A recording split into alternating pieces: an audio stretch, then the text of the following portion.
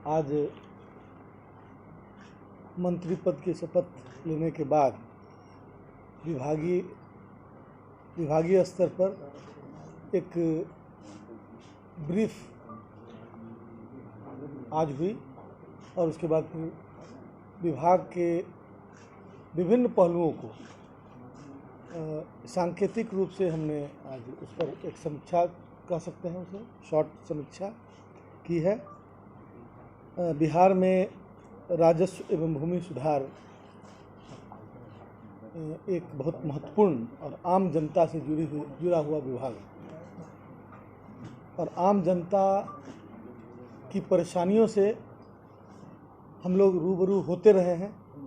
उन परेशानियों को आने वाले दिनों में हम कैसे कम कर सकें और विभाग का ऑपरेशन कैसे बेहतर कर सकें और उस दिशा में पहल करना हमारी प्राथमिकता होगी। ख़ास तौर से जो फ्रंट लाइन है, जहाँ पे हमारे अंचल के पदाधिकारी, कर्मचारी और अन्य जो हमारे सपोर्टिंग स्टाफ है, उस स्तर पर आम लोगों को जो परेशानी होती है, जैसे रसीद कटाना, अब तो वो ऑनलाइन हो चुका है तो उसमें अपेक्षाकृत मैंने परेशानियां कम हुई हैं, लेकिन दाखिल खारिज और किसी भी तरह का कंप्लेन जो मैं समझता हूं कि समय उसके लिए एक बहुत बड़ा फैक्टर है कि जितना लंबा समय चलता है उतना ज़्यादा लोग परेशान होते हैं। इसलिए जल्द से जल्द लोगों को न्याय मिले, गरीबों को न्याय मिले, इस बात की तरफ हमारा एम्फेसिस होगा, हमारा जोर होगा। हमारा जोर इस ओर भी होगा कि जो लोगों को बास्केट पर्चा मिला हुआ है और उनको ज़मीन से बेदखल कर दिया गया है, उससे हमने विभाग को निर्देश दिया है कि जल्द से जल्द वैसे लोगों को चिन्हित किया जाए और वैसी सूचना विभाग को मंगवाई जाए और उनको बास्केट पर्चा, उनको उनके अधिकार को दिलाया जाए। मान लें कि कहीं जल जीवन हरियाली मिशन के तहत कहीं जो पहले से बंदोबस्ती हो चुकी थी वहाँ से विस्थापित करने की बात है तो उसको प्राथमिकता के आधार पर, क्योंकि वो भूमिहीन थे इसलिए बंदोबस्ती हुई थी, उनको प्राथमिकता के आधार पर स्थान मिले। और जो भूमिहीन हैं उनका भी सर्वे हमने कहा है कि 3 महीने के अंदर बिहार के भूमिहीनों की जो संख्या है और अलग अलग जगह क्या है, उनका एक सर्वे कराकर और रिपोर्ट हमने मंगवाया है विभाग में। हमारी प्राथमिकता होगी कि उन भूमिहीनों को जो 3 डिसमिल ज़मीन देने की, 3 से 5 डिसमिल ज़मीन देने की बात है, उस दिशा में हम कार्रवाई करें। साथ ही अभी भूदान की ज़मीनें जो हैं उनके आइडेंटिफिकेशन और उसके संबंधित एक सारी जानकारी को प्राप्त करने के लिए एक आयोग बनाया गया था। उस आयोग का कार्यकाल दिसंबर में पूरा हो रहा है। हमें उम्मीद है कि उस आयोग के माध्यम से भूदान की ज़मीनों का मतलब को चिन्हित किया जा सकेगा और बड़ी ही संख्या में जो भूमिहीन हमारे राज्य में है उन भूमिहीनों के बीच उस ज़मीन का आवंटन किया जाएगा। जो लगभग 4,325 राजस्व कर्मचारियों की नियुक्ति हो चुकी और उनकी पदस्थापना भी हो चुकी है। वो अब अपने अपने जगह पर ज्वाइन करने वाले हैं। अभी सर्वे का काम चल रहा है और सर्वे 5 फेज में ज़मीन का सर्वे किया जाएगा और सर्वे का कार्य 5 फेज में पूरा किया जाएगा। मार्च 2024 तक बिहार में सर्वे का कार्य पूरा कर लिया जाएगा और प्राथमिकता हमारी होगी कि जिस जिला में ज़्यादा लैंड डिस्प्यूट है, भूमि विवाद जिस जिला में ज़्यादा है, वहाँ पर हम अपेक्षाकृत पहले सर्वे का काम पूरा करें, क्योंकि सर्वे करने से, क्लैरिटी होने से ज़मीन विवाद घटेगा। और उस क्रम में हम चाहेंगे कि जो पाँच फेज़ है, 2 फेज़ में काम बहुत तेज़ी से चल रहा है और तीसरा, चौथा फेज़, 5वां फेज़ सब में काम लगा हुआ है। अभी लगभग 2745 कर्मचारियों की, राजस्व कर्मचारियों की और नियुक्ति करने का निर्देश हमने विभाग को दिया है कि जल्द से जल्द उस प्रक्रिया को पूरा कर, एडवर्टीजमेंट वगैरह जो भी प्रक्रिया है उसको पूरा कर, और उतनी नियुक्ति कर्मचारियों की संख्या चूँकि कम है, सर्वे के दृष्टिकोण से भी और अन्य कार्य जो राजस्व विभाग के हैं उसके दृष्टिकोण से भी, तो उसको हम पूरा जल्द से जल्द करना चाहेंगे। और मतलब विशेष सर्वेक्षण अभियान है जो डिजिटाइज्ड फॉर्म में हो रहा है। एरियल सर्वे हो रहा है। एरियल सर्वे मतलब हवाई जहाज़ से बिहार की पूरी ज़मीन का, मैंने अभी 20 जिलों में हुआ है, अगले, अच्छा सभी जिलों में हो गया। 38 जिले में हवाई जहाज़ से ज़मीन का सर्वे किया गया है, उसका फ़ोटो लिया गया और उस पर आधारित जो नक्शा बनाया गया, जो नक्शा आया और पुराना नक्शा, इन तमाम चीज़ों का एक जो है समझिए कि सबको मिलाकर अंतिम रूप जो इसको दिया जाएगा वो बहुत ज़्यादा प्रिसाइज्ड होगा, जिसमें मतलब मैं कह सकता हूँ कि ज़मीन विवाद जिन कारणों से होता है उन कारणों को थोड़ा कम करने का प्रयास होगा उस मामले में। और यह डिजिटाइजेशन जो है उसके माध्यम से जो अंतिम मैप बनेगा, अंतिम जो उसका नक्शा बनेगा, वह नक्शा एक स्टैंडर्ड होगा, जिस स्टैंडर्ड के हिसाब से मैं समझता हूँ कि डिस्प्यूट्स और कमेंगे।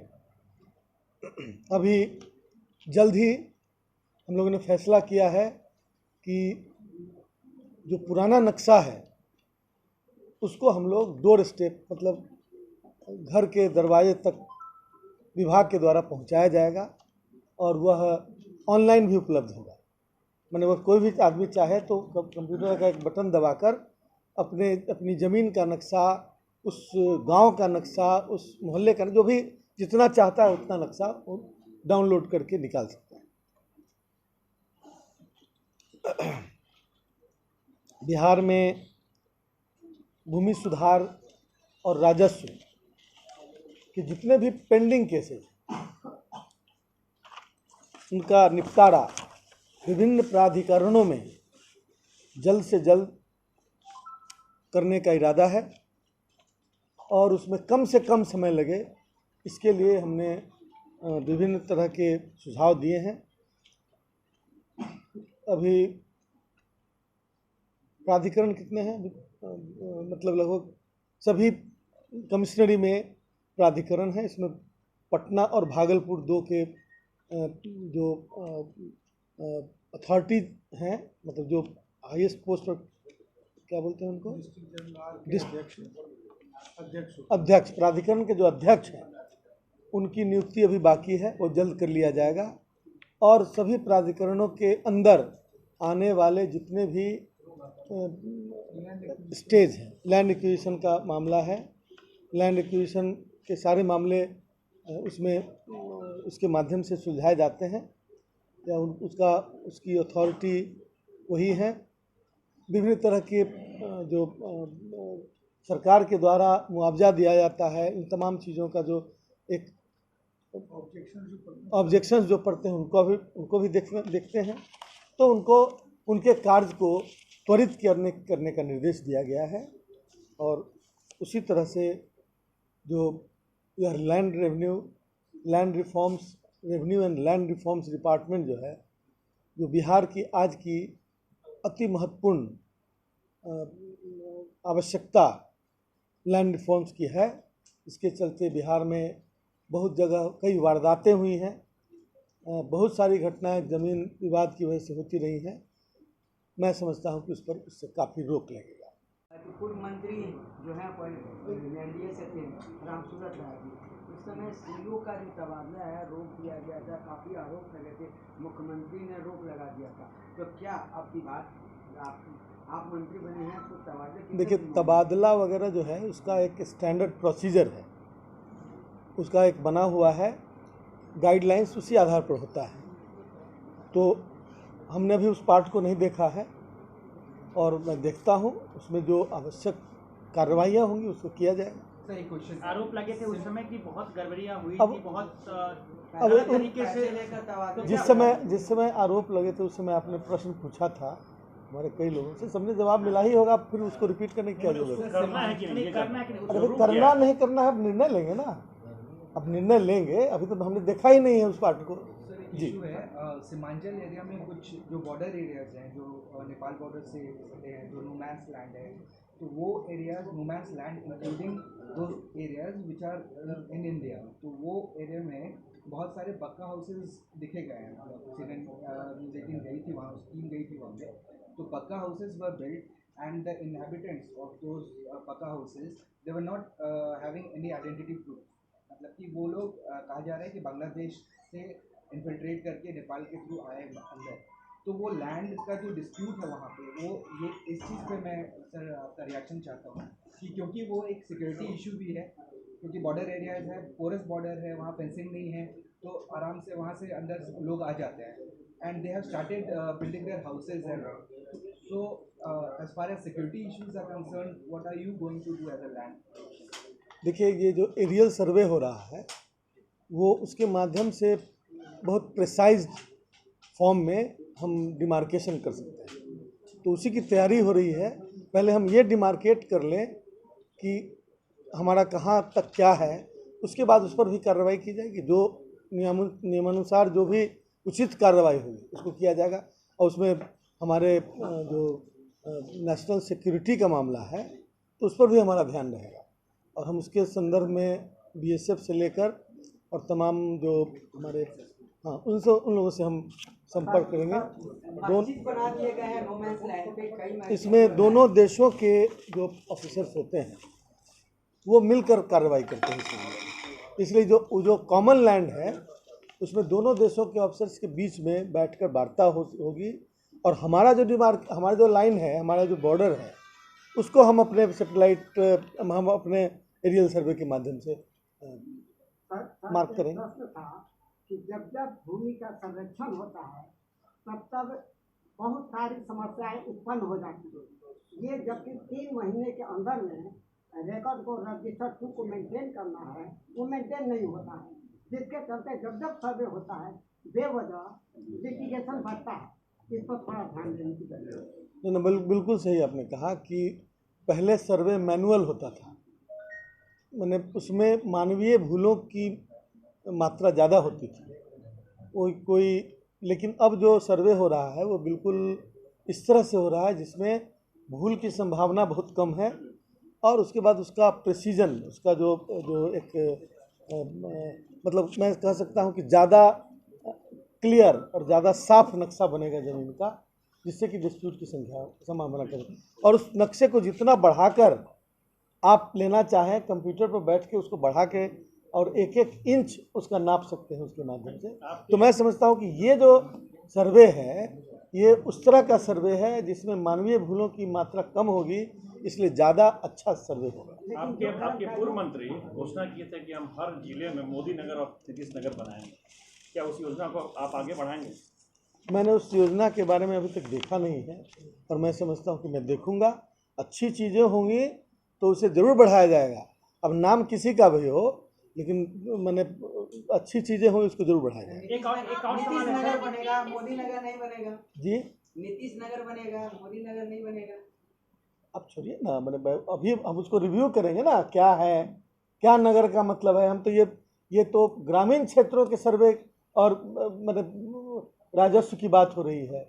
ये नगर वगैरह तो शहर में बनता है ना, तो जब शहरीकरण होगा तो उसमें बात। एक और सवाल है सर, भूमिहीनों को दीजिएगा, लेकिन अभी ग्रामीण क्षेत्र में ऐसे लोग हैं जिनके पास कागज तो है 3 डिसमिल जमीन का, लेकिन उनके पास जमीन नहीं है। मैंने कहा कि प्राथमिकता के आधार पर वैसे लोगों को आइडेंटिफाई किया जाएगा और उनको जल्द से जल्द जमीन उपलब्ध कराई जाएगी। और मैं खुद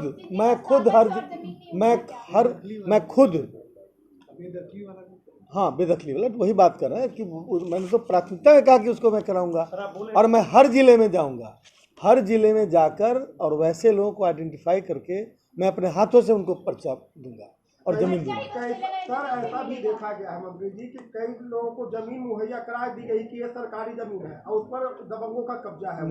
मैं आपको श्योर कर रहा हूँ ना कि मैं कब्जा कराने का मतलब फिजिकली कब्जा कराना है। ये हमारे पुलिस फोर्स, हमारे जॉइंट सेक्रेटरी हैं होम डिपार्टमेंट से, इसी काम के लिए हम लोग साथ में काम करेंगे। इसमें असाइन किया गया है और इस काम को अंजाम देने के लिए तो मैं समझता हूँ कि इस पर डायरेक्शन दिया जा सकता है। सर आपने कहा कि आप 24 तक खत्म कर दें, 13 से चल रहा है, 45,000 मौजा है, अभी तक मात्र 135 हुआ है, तो 2 साल में आप सभी कर देंगे 45,000? अभी तक 9 साल में देखिए जब हमारे कर्मचारियों की संख्या कम थी पहले, तो कर्मचारियों की संख्या अब बढ़ रही है, एक बात वो। दूसरी बात है कि इतने दिनों तक जिन 4,000 कर्मचारियों ने काम किया है, जिन कर्मचारियों ने काम किया है उनका स्किल भी बढ़ा है। तो जैसे जैसे स्किल बढ़ेगा वैसे वैसे काम का स्पीड बढ़ेगा।